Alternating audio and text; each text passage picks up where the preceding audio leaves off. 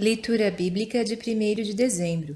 Inscreva-se no canal e ative o sininho para receber notificações dos novos vídeos com leitura diária da Bíblia. Daniel, capítulo 8, versículos 1 a 27. No ano terceiro do reinado do rei Belsazar, apareceu-me uma visão a mim, Daniel, depois daquela que me apareceu no princípio. E vi na visão, e sucedeu que, quando vi, eu estava na cidade de Suzã, na província de Elão. Vi, pois, na visão, que eu estava junto ao rio Ulai. E levantei os meus olhos, e vi, e eis que um carneiro estava diante do rio, o qual tinha 2 chifres, e os 2 chifres eram altos, mas um era mais alto do que o outro, e o mais alto subiu por último.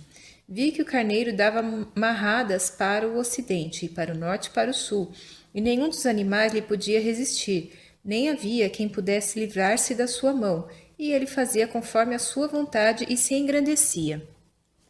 E, estando eu considerando, eis que um bode vinha do ocidente sobre toda a terra, mas sem tocar no chão, e aquele bode tinha um chifre insígne entre os olhos, e dirigiu-se ao carneiro que tinha os 2 chifres, ao qual eu tinha visto em pé diante do rio, e correu contra ele no ímpeto da sua força.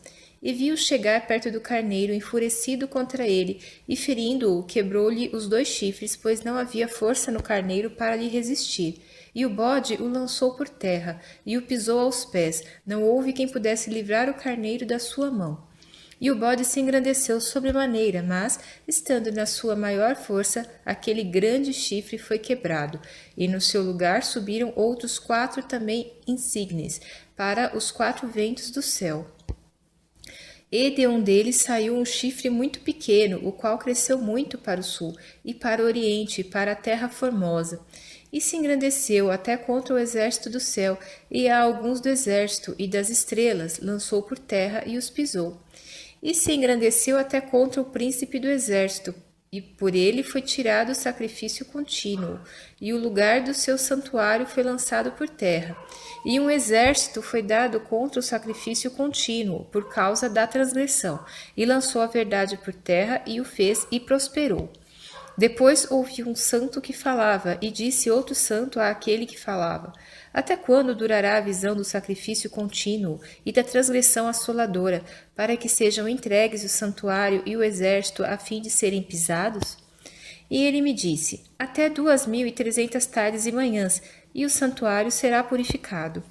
E aconteceu que, havendo eu, Daniel, tido a visão, procurei o significado, e eis que se apresentou diante de mim como que uma semelhança de homem, e ouvi uma voz de homem entre as margens do Ulai, a qual gritou e disse: Gabriel, dá a entender a este a visão. E veio perto de onde eu estava, e vindo ele, me amedrontei, e caí sobre o meu rosto. Mas ele me disse: Entende, filho do homem, porque esta visão acontecerá no fim do tempo. E, estando ele falando comigo, caí adormecido com o rosto em terra. Ele, porém, me tocou e me fez estar em pé. E disse: Eis que te farei saber o que há de acontecer no último tempo da ira, pois isso pertence ao tempo determinado do fim. Aquele carneiro que viste com 2 chifres são os reis da Média e da Pérsia, mas o bode peludo é o rei da Grécia, e o grande chifre que tinha entre os olhos é o primeiro rei. O ter sido quebrado, levantando-se 4 em lugar dele, significa que 4 reinos se levantarão da mesma nação, mas não com a força dele. Mas, no fim do seu reinado, quando acabarem os prevaricadores, se levantará um rei, feroz de semblante, e será entendido em adivinhações. E se fortalecerá o seu poder, mas não pela sua própria força, e destruirá maravilhosamente, e prosperará, e fará o que lhe aprouver, e destruirá os poderosos e o povo santo.